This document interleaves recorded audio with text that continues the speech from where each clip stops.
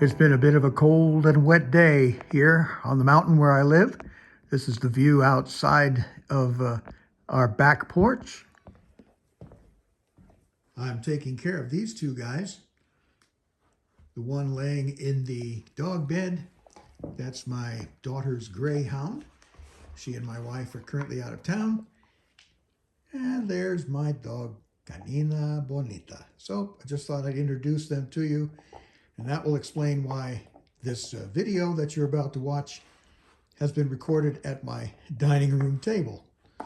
Otherwise, these guys are going to end up coming down to the studio and making themselves a bit of a nuisance. They'll try to get into the video. So rather than waiting for them to invade my video, I'm going to just put them in the video right here at the beginning. Welcome to At Home with Music. In an earlier video, my dad told the story of how I got started with piano lessons just before I turned 12. And rather than try to retell that story, I'll put a link to that video where you can hear my dad tell the story. But the bottom line is that I was not made to take piano lessons. I wasn't forced to do it, but rather I asked to take piano lessons. It just so happened that we lived next door to a piano teacher, and she became my first teacher. My parents never had to force me to continue my lessons.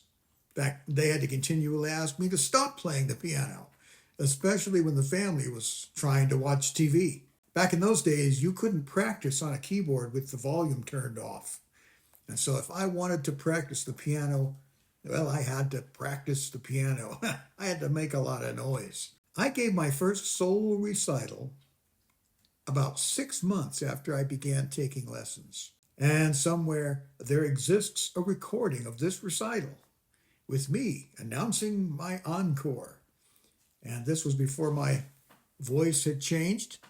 And so you can hear me say, I have selected to play for my encore the first movement of a piano sonata by Aram Khachaturian. He was a Soviet American composer. I even played one of my own compositions, Theme and Variations, Opus 1 by Leon Olgin. I've talked to a lot of folks who took piano lessons when they were a child and ended up quitting. And when I asked them why they quit, well, most of them said it got to be boring.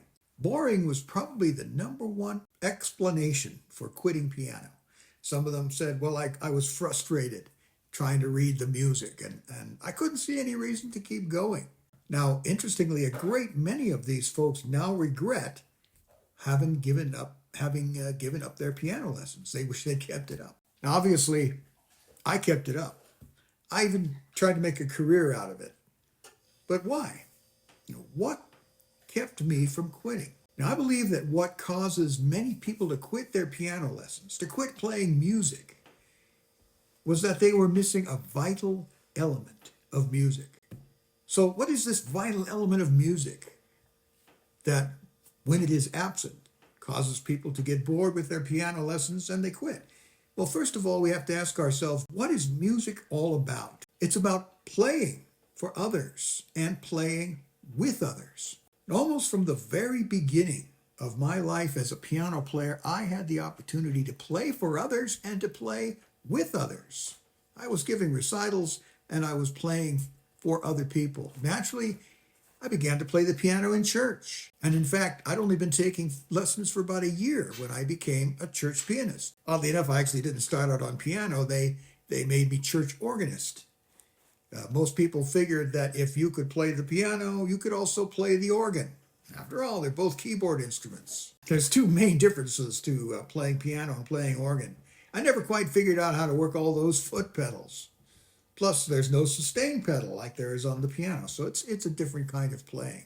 Well, nevertheless, they eventually let me play the piano, and so I played the piano in church every week. And not only did I get a chance to play regularly in church, but I was also asked to accompany the church choir and also to accompany the church soloists. Eventually, when I started junior high school in 1970, when the music teachers discovered that I played piano, I didn't tell them myself, but somebody told on me, well, I was called upon once again to accompany the choirs, the girls' choir, the boys' choir, and the mixed choir.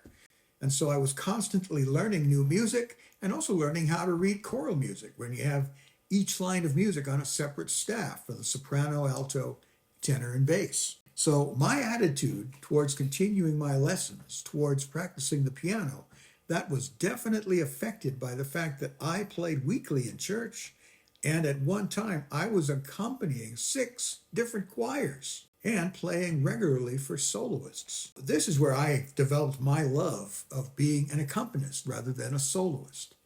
Indeed, my entire career as a musician has largely been based upon my abilities to accompany other musicians. That's what kept me going. You know, I've played thousands of, we call them gigs, short for engagements. I've played all up and down the state of Florida, New York, New Orleans, South Carolina, North Carolina. Sometimes I played by myself, but my favorite engagements were when I played as part of a band or when I was accompanying singers. I was able to form that vital connection with other musicians. Playing the piano can be a lonely occupation. If you don't have that connection with others, I believe you will get bored with your lessons. I mean, it can be fun to sit and play by yourself from time to time. It can be very relaxing, very therapeutic, but eventually I think you need that connection with other musicians. So if you're a homeschool parent, you should encourage your children to take piano lessons. And as they learn the instrument, make sure they have the opportunity to play for and play with others. That will increase the chances that they'll stay with it.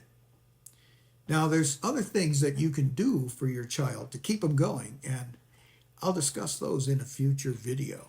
There's a lot to talk about when it comes to having a child who's taking piano lessons and keeping them going, not letting them quit shortly after they start. Now, obviously, some of them are going to really take to it and want to keep going. Others, they may just decide, no, this is not for me, and I have a consuming interest in something else. And that's fine too. But if you do have a child that's taking piano lessons, there are things you can do to keep them interested. And one of those things is to enable them to form that connection, that vital connection of working with other musicians. So they may end up playing piano in church, they may end up playing in recitals, and really importantly, they may end up playing with other musicians, accompanying singers, being part of a band, just having that connection with others. Anyway, those are just some of my thoughts on how to keep somebody, how to keep yourself, how to keep your children from quitting their lessons, from giving up on music. The connections that you make with other musicians are so vital. That's what's kept me going for, well over 50 years. Anyway, thanks for watching. Please like the video, subscribe to the channel. That helps the channel a lot. I look forward to speaking to you in the next one.